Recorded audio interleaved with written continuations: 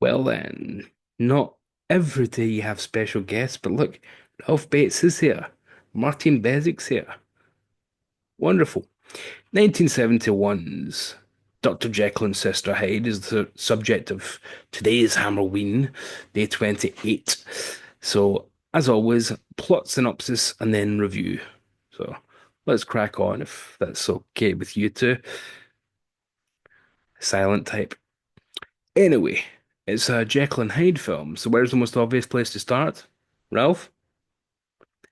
No, stupid answer. Um, it's Jekyll and Hyde, so we should start with Jack the Ripper.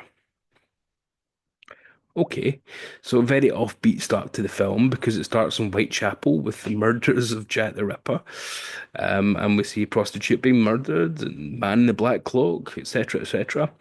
And then things go backwards a little bit, and we see affairs from a little time earlier in the story. Dr. Henry Jekyll, played by Ralph Bates, is working on a formula that he hopes will eradicate illness. Rather lofty ambition, says Professor Robertson, his dear friend and colleague. I don't think one man could do that in a lifetime. You're going to run out of time and your life will have been in vain. You're right, says Jekyll. I tell you what, I'll change my whole scheme, and instead of worrying about illnesses, what I'll do is I'll work on something that will become an elixir of life, and then that will make me live for a lot longer. And then once I do that, I've got plenty of time because I can live for 1,000 years, and that's enough time for me to work on my real purpose, which is curing all illness. So, I mean, he could just take on a staff, but hey. So he gets right into it. He starts doing experimentation with um, female hormones. He reasons to Professor Robertson that female hormones are the reason that women aren't afflicted by certain aspects of aging, such as baldness, for example, or the reason their skin perhaps is softer than a man's skin, etc., etc. So he says something to work on anyway. I'll try it on insects. Robertson, rather wonderfully, in a very funny, twisted line from Brian Clemens, says, "You should get yourself a girlfriend, mate." And then one day you'll find yourself looking in the mirror and see someone completely different. Wah, wah. Yeah, it's a bit cheeky from Brian. I like that line. He's doing these experiments on insects, small insects, Dr. Jekyll. Calls Robertson through and says, "Look, Robertson, look what I've done. I've taken this male insect and it's supposed to live for a few hours. I've got it that it can live for 3 days. So already we can live for hundreds of years going on my experimentation." And Robertson says, "Well, that's all well and good, but that's not a male, that's a female." "What are you talking about?" says Jekyll. "Well, there's eggs, so it's a female." Jekyll realizes he has changed the sex of the creature with the use of the female hormones. Hmm, rather wonderful. So he decides that he's going to have to do the experiments on himself, a human test subject, and he's going to need some assistance in doing so, getting more of the hormones. So he employs the services of, I said we had Jack the Ripper kicking this movie off, which is really offbeat and quirky and not what you'd expect when you're sitting down for a Jekyll and Hyde movie. Well, he employs the services of, you ready? Burke and Hare, the infamous grave robbers, resurrection men. I think that's such a cool name, resurrection men. So Burke and Hare, who'd never did that in London, do the dirty work for him. They dig up the corpses, and eventually, obviously, it's Burke and Hare. This is their thing. They start bumping people off explicitly to order for Dr. Jekyll. He's appalled by that, but he's starting to come around to the notion of the greater good. He has a speech to the neighbour up the stairs, who I won't go into her story, but Susan upstairs, who is kind of the romantic interest for him. and says, if I told you that a ship carrying 1,000 people and a boat with 50 people were going to collide and you could only save one, which would you save? So he's talking about the greater good. So to him, yeah, okay, I'm going to have to bump off a few people here, but it could save humanity itself. So noble pursuit, he thinks. Jekyll realizes it's going to take a regular dosage of the serum that he's crafted. So he thinks, right, I'll try it myself with the assistance of now a big green level of the substance. We never really get into how he makes it, what the stuff is. Brian Clemens wasn't bothered about the science. He's going for a much pulpier kind of thing here. So he injects himself with it. Rather he drinks it, sorry. And we have, and if you haven't seen it, I hope it's on YouTube and I can stick it in the comments. I think the greatest transformation sequence in cinema history. People talk about American Werewolf in London for werewolves. I think this is remarkable. I've watched this film um, maybe 20 times in my life, and even on HD, I can't see where Ralph Bates changes to who we now know, Martine Bezic, who is Sister Hyde. And it might have been a joke originally when Brian Clemens pitched it, just because it rhymes, though, Dr. Jekyll and Sister Hyde. But it's actually done rather deftly in the film, where there's a kind of comedy of errors leads to him naming her Sister Hyde. It's my sister. She's Mrs. Looks around, sees a newspaper, says Hyde Park, so she could easily have been Mrs. Park, I suppose, but she becomes Mrs. Hyde. So the neighbors upstairs, Susan and her brother, start to see her around the place. So they now assume, well, that's Dr. Jekyll down the stairs. That's his sister. Anyway, not going to go into all that story, as I said. Burke and Hare are apprehended and caught and killed all in London, completely throwing the story out the window. I mean, it all happened in Edinburgh. I've seen Burke's skeleton. Part of his punishment was that he should suffer the same fate, be experimented upon after his death, and that his skeleton should be shown to the public. And to this day in Scotland, it's on display. I saw it at the National Museum in Edinburgh. It's still through in Edinburgh. Rather wonderfully, it was next to Dolly the sheep. Kind of two very different ends of the scientific spectrum there. The Resurrection Men, the legend of Burke and Hare was just Burke. I think Hare must have been out for a walk that day. His skeleton right next to Dolly the sheep, being perfectly preserved forever with formaldehyde and stuff. So, what a bizarre trip. And what an odd story to tell you at the side, anyway. So, um, Jekyll, realizing, okay, I'm going to have to inject this a lot more, so I'm going to have to carry out a lot more of these murders.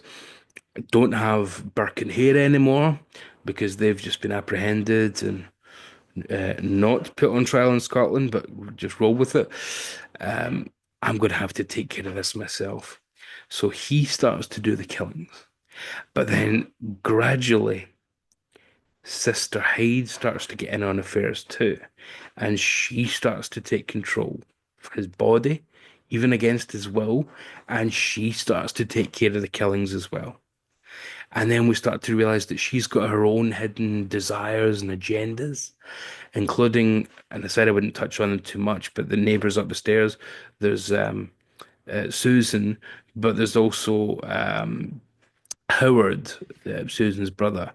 So Dr. Jekyll and Sister Hyde both have a romantic pairing up the stairs, potentially, that they're both interested in, even though it's the same person. So there's even a kind of queer analogy to go along with this film, really, because Dr. Jekyll essentially has sex with a couple of guys in this film. So yeah, rather avant-garde when you're looking at it that way, I suppose. Hyde starts to really enjoy the killings, but the film kind of calls out Jekyll and says, "You're enjoying it too, just for different reasons. You're enjoying it, pushing your experiments forward. She's kind of enjoying the more lustful aspects of it, but you're enjoying the scientific progress. So none of you are better than the other. So it's not one of those Jekyll and Hydes where one is good, one is bad, one is the dark side, one is the good side, one is the amalgamation of your deep desires, and one is your repressed nature. No, they're both very similar, just with different sex. That is literally the only difference here. They both have the same knowledge of science and whatnot and anatomy, because when she does the Jack the Ripper cuttings, they are as surgical as his are. She starts to, that's Sister Hyde, starts to worry that, that Professor Robertson from the start of the film, he's been working with the police an awful lot. Should probably do something about that. Oh wait, I'm Jane the Ripper. Takes care of business. No problem whatsoever. I don't think I need to worry about spoiler warnings for this because it's the story of Jekyll and Hyde. We all know where this is going to go. Jekyll and Hyde start to fight for the one body. There's only the one space, and it starts to become apparent that she can take over now at will, even without the magical serum, the female pheromones being ingested. So the more he's taking it, the more susceptible he is to her taking over completely. The more Dr. Jekyll does that. So Sister Hyde starts to gain control over the body for much longer periods and will take over permanently. So it starts to become a real battle for the soul, but literally for the body anyway, if not the complete soul. She needs to go out and commit another murder that night to gain some more of the serum, and stalks Susan up the stairs. Says, "This one will be a masterpiece. This will be a virgin's death." So she stalks Susan through the streets of London, going to be the final victim of Jack the Ripper. And just at the last moment, when she's going to do the stabbing, the hand turns into a hairy man's hand, and it's Ralph Bates fighting back. It's Dr. Jekyll fighting back. Not because, again, he's particularly a good person, but because he's got sexual feelings about Susan. There's a real sense that if this was just another prostitute, he would let it happen because he has already. So he's only protecting this one person that he fancies. He's not altruistic. He's not a hero. There's no heroes in this film. It's quite wonderfully structured. They tussle back and forth. There's some wonderful use of mirrors in the film where Ralph Bates talks to the mirror and there's no reflection of Sister Hyde, but then later there is, and then later there's an amalgamation of them both. So it really informs you of kind of what part of the psyche is taken over at any one time. The police, being the police of the 1800s, they're a wee bit slow to catch on, but eventually they do narrow it down to being Dr. Jekyll, so they do come to take him. They pursue Dr. Jekyll through the streets, but it's actually Sister Hyde, and then it's Dr. Jekyll, and then it's Sister Hyde. He makes his escape to the rooftops, and he's sliding off one of the roofs, nearly falls to his death, but he's got just enough strength because he's a strong guy to hold himself up and not fall off. And at that moment, Sister Hyde takes over, and that feminine strength just isn't quite enough. So when the film started, he was extolling the virtues of feminism as being they're more youthful, more vigorous, but males are stronger and have more endurance. And it's that exact strength and endurance that completely kills him at the end. And when he falls and the body's turned over to see what it looks like, is it going to be Dr. Jekyll? Is it going to be Sister Hyde? It's this really weird, creepy amalgamation of them both, which is a horrible image to end on. And roll credits. It's a brilliant movie. It is a sensational film. Again, the transformation sequence is remarkable. 10 out of 10, one of the greats of cinema. But what I love here is the pulpy feel that I was talking about. Think of something like Alan Moore's League of Extraordinary Gentlemen, because what Brian Clemens, the writer here, is doing is 30 years before Alan Moore, he's taking things from all over Victoriana. Throw Jekyll and Hyde in.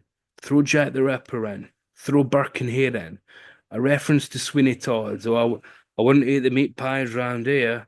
I heard there's a secret ingredient, so throw that in as well. He said they also wanted to include Sherlock Holmes and couldn't get it done. So there's a real sense that this is Brian Clemens doing a more adventure, over the top version of Victoriana. But then at the same time, when it comes down to the science, he's not interested in the how do you do that? What's the chemistry behind this? What's the physics? He's not interested in that. What he is interested in is the metaphysical aspect of what does this mean for a person? How does it corrupt a person to have two people inside them with contrasting uh, hormones and pheromones, and with the urges of a man and the urges of a woman being similar, but perhaps opposite in certain ways, especially sexually. What does that do to a person's psyche? So a bit like the original novella, this is an exploration of the kind of subconscious in a strange way. It's actually got more elements of the novel than their actual Jekyll and Hyde movie that I reviewed a few weeks ago, The Two Faces of Dr. Jekyll.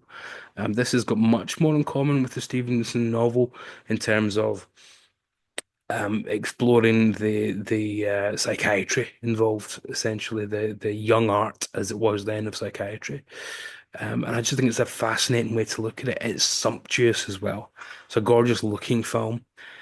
Just everything pops. Brian Clemens brings on, he produces and writes. So as producer, he brings on a lot of the people that he's worked with on TV for years, from the Avengers, who would go on to the professionals and things, who would also work with him in Captain Kronos. It's directed by Roy Ward Baker, but this is a real case of Roy Ward Baker did he shot the film, but the auteur here is the producer and writer, Brian Clemens, because it's got a distinctly Brian Clemens atmosphere and pace. So you've not got time to get bored. You're always a couple of minutes away from something weird happening, like a transformation, and then wait a minute, is he having sex with his own 40-year older best friend right now? What? Wait a minute, is that Burke and Hare? There's always something to keep you going. It just flips on a dime, throws you something, and then goes back to the main plot. That's the key. It drifts, but it never gets lost. It always finds its way back again. And Ralph Bates, his performance gives the film an emotional core because he has to be distant, he has to be scatty, but he also has to be understandable, relatable. So we're not sympathetic at any point. We are empathetic because he genuinely believes in this greater good that he talks about. And it's just your mileage may vary when it starts to come to the killings, whether or not you think it's probably a bit much, even if you are going to cure every disease ever. You're having to kill a lot of people here. Um, the performance, though, of Martin Bezic, the genius casting of those two together, as you can see beside me, they look absolutely, that is brother and sister. It's uncanny. The transformation sequence is designed amazingly. Again, I couldn't spot the seam, but the fact that they look so identical just helps it so much more as well. Wouldn't have worked with a different actress. It wouldn't have worked with Ingrid Pitt.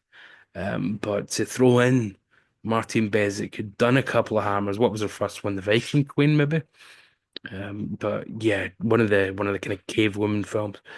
Um, just absolutely brilliant casting. I don't know who was responsible for it. I think Brian Clemens says he suggested that they looked similar, but I don't know who greenlit it. Whoever it was, they saved this film completely. It wouldn't have worked otherwise. Norman Warwick's cinematography, brilliant, absolutely fantastic. And I want to mention David Whittaker's score. There's a particular theme that plays at the very start of the film, and you think that's a bit of a weird theme. It's almost a romantic theme for a film like this. A bit strange, but it only happens in the film when there's a transformation sequence. So it starts to become a kind of romantic theme for Jekyll and Sister Hyde. So it starts to become their kind of twisted romantic ideals for themselves. So Jekyll wants to fire into Susan upstairs. Hyde wants to fire into Howard upstairs. So they have their own romantic tendencies and they have a love theme. And because they're the same person, they share the love theme. I think that's absolute genius. I just think that's remarkably clever. Yeah, I love this film to bits, in case you can't tell. I absolutely adore it. It is one of my top 10, no, top five hammers, easily. I absolutely just cannot gush enough about this bloody film. Ralph Bates is one of my MVPs of Hammer. I adore the man. Whenever I read criticism of him, it hurts my heart. I mean, I love Horror of Frankenstein. I think that's a brilliant black comedy parody of Jimmy Sangster doing his own Frankenstein script from 1957 again, but as a black comedy. I think it's genius. And Ralph Bates really knows how to sell a parody of Baron Frankenstein. But again, we're going on tangents. So I'll talk about my trip to see Birkenhair and the skeletons and Dolly the Sheep some more. Well, it was 2012.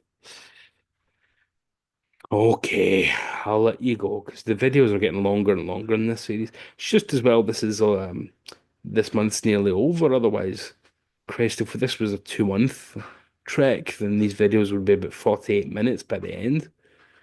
And that would just be me introducing the start. Well, never mind my woes. You often have some tea. Just don't have any of those meat pies, eh? And tomorrow, our last Nigel Neal film for Hammer, The Abominable Snowman. Oh, Cushing finger. Fitting because he's in it. The Abominable Snowman from 1954, the first Peter Cushing film at Hammer. So historically important. So tune in. Until then, though, see this bloody film if you haven't seen it. And if you have seen it, watch it again. Brilliant. Absolute masterpiece. You can't beat it. The end, folks. Don't have nightmares, eh? See you tomorrow.